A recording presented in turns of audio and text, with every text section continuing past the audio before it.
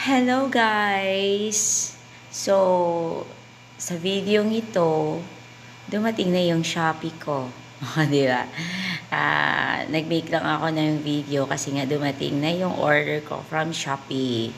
At yun yung Vermax. Vermax siya po. Ayan. 400. Dala na yung shipping nila.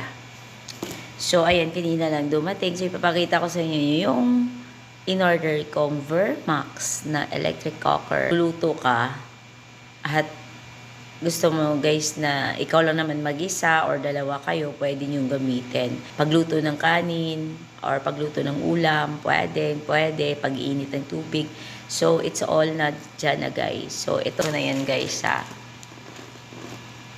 Thank you Shopee and thank you sa delivery. Nakaabot sa akin. Thanks. Back to you guys. Hi guys! For today's video, alin ang aton yung Shopee na in-order natin. Kaya alin kasi kung dali sa Bacolod, Mansilingan, kaya nag-change address tayo. Dati kasi sa Suned ko ako, so nag-change address ako sa Shopee kung saan ako. So yung order natin, bubuksan natin ngayon. Ayan guys, na-open na natin. Oo, diba? Ang bilis ko mag-open. Ito yung VMAX natin na in-order.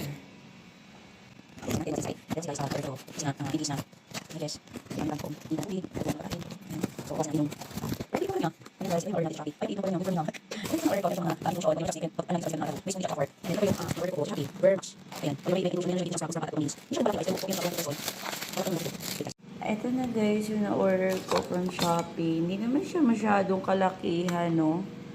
Good for 1 or 2 person lang talaga. Or pwede lang talaga sa akin na magluto ng ng pagkain.